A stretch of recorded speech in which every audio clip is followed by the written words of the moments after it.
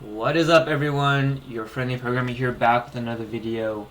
Today we're going to be implementing textures. So for those of you who don't know what textures are, it's basically a way of mapping an image onto your player or your different game objects.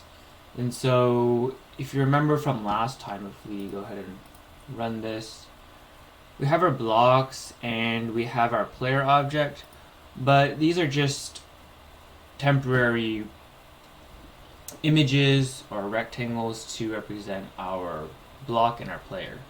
So we want an actual sprite or an actual image of our Mario character to display where yellow block is, and we want actual blocks to appear where this white rectangular frame is.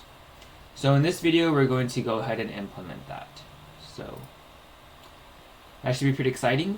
And this video could be a little longer than the other ones because there's a lot involved. So I might break this up into 2 episodes depending on how long it is, but we'll see. So with that, let's go ahead and start. So the first thing you're going to notice here is there's this new res package folder, and in there I put in our tile sheets so that we can get our sprite images that we want.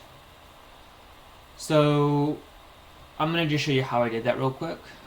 So I right-clicked this project and I went to new and I did source folder, and here I just typed in res and then I clicked finish, and that created this res source folder or package folder. And once we have that, then we want to go ahead and bring in our tile files in here, our tile sheets. And what that's going to look like is, or the way we're going to do that is, we're just going to go into our res folder that got created, and we're going to copy in our file folder. And this you can get from, I'll put this in the description of the video, but this is just from an online source, an open source source, so all of it is free to use, and there's no copyright issues there. So I'll go ahead and attach this to the end of the video so all of you guys have access to it.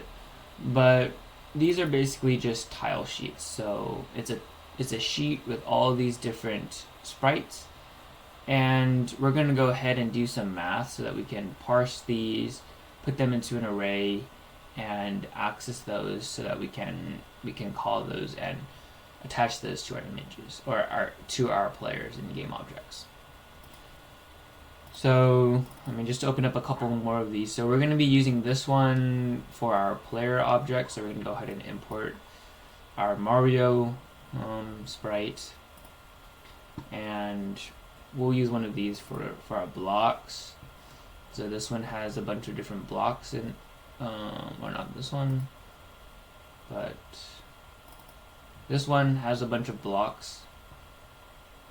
So you can see there's like different blocks here that we can use, and different things that can be used in the game. So that's sort of what this is, and you can take a look at each of these and on your own. But for now, just know that these are the sprites that we want to use in our game.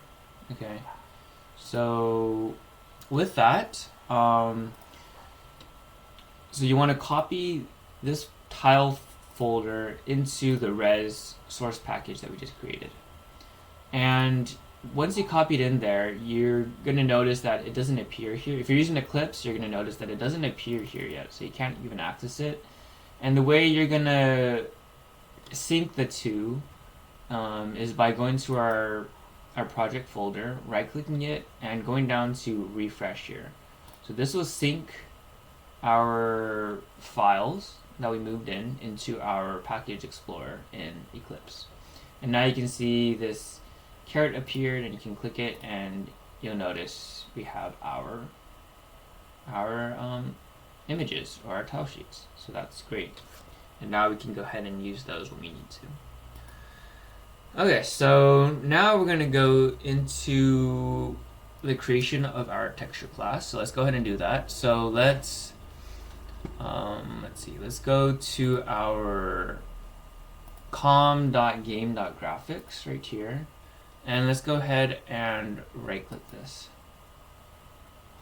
And in here, we want to create two classes. So one is going to be a buffered image loader. Okay, so buffer image loader. And the other one is going to be a texture class. Let's go ahead and just create these both. So let's right-click, class, and let's go ahead and do texture. So now we have these two classes. And let's go ahead and fill out this buffered image loader first. So what this is going to allow us to do is it's going to let us load a buffered image into our game. And so this will allow us to load in our tile sheets. And so let's go ahead and do private buffered image.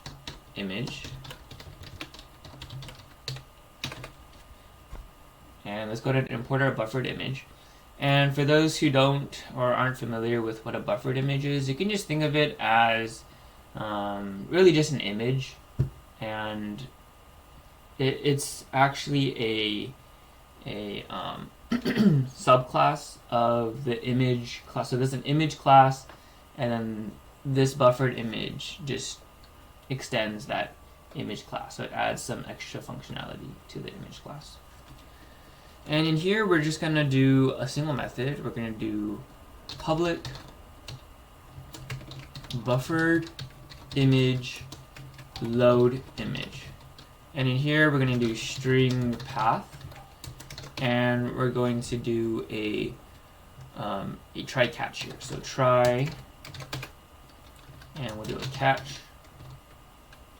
And in here, we'll do an IO exception. And we'll just name that E, and we'll close this. And let's go ahead and import this. And in our try, we want to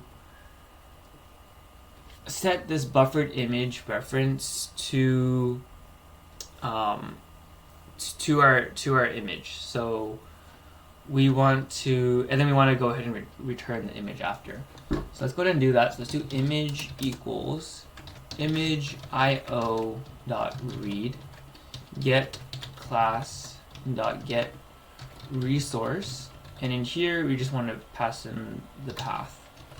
And let's go ahead and do e.print stack trace if this fails. And in here, let's just return image. So for those of you who don't really know what a try catch does, I'll explain that first. So there's some methods that require a try catch because it can fail or it can have an exception. And when that happens, it requires you to have this try catch so that if it does fail, then you can catch the error here, and it can handle that appropriately. And this image io.read is an example of that. So we need this try catch here. And what this does is it basically says if there is an error, or in this case an IO exception error, we're going to do the following. We're going to print the stack trace. So we're just going to print the error that we get. And that's what that does. And if it's successful, then we're going to go ahead and return the image that we got from this path. And so this is just a reference to whatever image we want to read in. In this case, it's going to be one of these sprite tile sheets. Okay, so we're going to go ahead and save that now. And let's go ahead and work on our texture class now. Let's go to our texture class. And in here, we're going to handle all the texture loading. So let's start with doing private final string And let's do parent folder equals tile. And this is just going to be the path for our, or the folder, the path to the parent folder. And if you remember here, if we go back to our file explorer, you'll notice that we have this res and then we have this tile. So that's what this is referring to, this tile parent folder that has all of these images in it. Now we're going to do private final int, and let's do Mario L count equals 21, and let's do private final int Mario S count is equal to 14, and let's go down here and do private final int tile 1 count is equal to 28, and let's do private final int tile 2 count is equal to 33. So what this represents up here is just saying this is a Mario large count, so we have, and then this is the Mario small count. So if we go back to here and we go to this,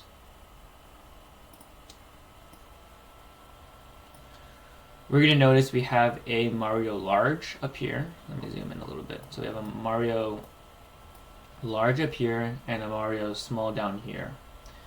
And this is just the count for the number of sprites we have in this animation.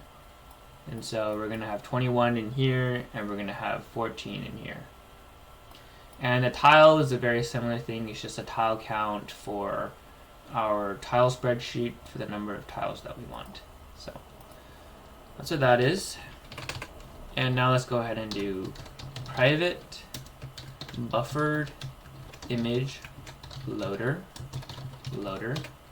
So this is the class that we just created. Let's go ahead and import that. Buffered image loader. Okay. Let's rename this to buffered image loader. So I meant to name it buffered image loader. So buffered image loader. Okay. So yeah, so the way you can rename stuff is just doing what I did there. Going to refactor and rename, and then renaming it here. And then if you do update references, it's going to automatically update the references, meaning that this will get updated to buffered image loader, and if it's used anywhere else, then it's also going to get updated. So we're going to go ahead and create our buffered image loader instance variable, and let's go ahead and do private buffered image player underscore sheet enemy underscore sheet npc underscore sheet block underscore sheet, and then let's just do some tabs up here. Let's do tile sheet game over sheet and intro sheet. And let's go ahead and import this buffered image. So remember, a buffered image, you could just think of it as an image. It's a subclass of the image class. So it's just an image with extended features. And these are just going to represent each of the sheets that we have. So, right, so we have 7 sheets here, so each of these correspond to one of these sheets, or one of these variables. Okay, so now we're going to go ahead and do public buffered image Mario L. Oops, Mario underscore L. Oh, let's go ahead and spell this correctly. And we'll do Mario S, tile 1, tile 2, tile 3, tile 4, and we'll do some tabs up here and do pipe 1. And what these are going to represent are these are going to be an array of buffered images, and so for example, this Mario L is going to be a list of buffered images for the Mario L. So it's going to have all of, let's go back to this. It's going to have each of these individual sprites. It's going to be a list of however many sprites there are for this Mario L. And likewise, this Mario S is going to be a list or an array of the Mario S sprites, and these are going to be some tile sprites, or tile images. And now let's go ahead and do a constructor for our texture class. So let's do texture, public texture, and let's put this in curly braces. And let's do Mario underscore L is equal to new buffered image, and we want this size to be Mario underscore L count. And let's go ahead and initialize all of our other ones. So Mario underscore S is equal to new buffered image Mario underscore S count. And let's do tile underscore 1 is equal to new buffered image tile underscore count, or underscore 1 count plus tile underscore 2 count. And let's go ahead and just copy this, and let's just rename these to tile 2, tile 3, and tile 4. And we also want our pipe, so let's do pipe underscore 1 is equal to new buffered image, and there's only four textures there, or 4 images there. And now let's go ahead and initialize our loader, so our buffered image loader. Let's do loader equals new buffered image loader, and let's do let's add some spaces. So now we have everything initialized there, and now we want to load in our actual images. So we're going to call in that load image from our buffered image loader that we just created. So we need to wrap this in a try catch. And in here, so let's just finish this try catch first. So try catch, and let's do an exception E, and let's do E dot print trace stack. And in here, we just want to load in each of our tile sheets. So let's go ahead and start with the player sheet. So player sheet is equal to loader dot load image, and let's do parent folder plus and the name of our sheet. So let's go back here, and this one is and this player sheet is going to be this one, so we're gonna have to name it this NES dash Super Mario Bros dash Mario and Luigi .png. So let's go ahead and do that. NES Super Mario Bros Mario and Luigi .png. And we have to do this for each of our other ones. Let's do it. Enemy underscore sheet is equal to loader dot load image, parent underscore folder plus, and now we have to type in the name of our enemy one. So it's NES Super Mario Bros. Enemies and bosses .png. And let's name this loader. And we have to do this for each of our other sheets. It's going to be a little repetitive, so I'm going to go ahead and just fill those in, and then we'll skip to the next step. Okay, so I filled in the rest of the sheets, and I actually made a typo here, so we want to go back up to line 18 and do MPC, not NPM sheet. So now we have our MPC sheet, and now we have all of these filled in, so that's good. And now we want to create a couple getter, or more than a couple getter methods, so that we can go ahead and get our buffered image arrays that we created from outside of this texture file. And so let's go ahead and do that. So let's go below here and do public buffered image get Mario L. And in here, let's do return Mario _ L. And we just want to do this for the rest of our arrays. So we have these up here. So I'm just going to go copy that over real quick. So let me do that. Okay, so we have those. So we just want all these getters here.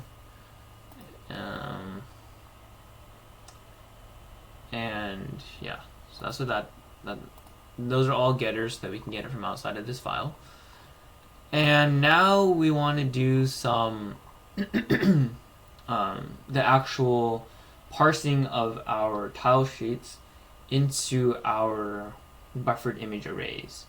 And so let's go back up here under this try catch statement and call 3 functions that we're going to still create. So let's do get player textures, get tile textures, and get pipe textures.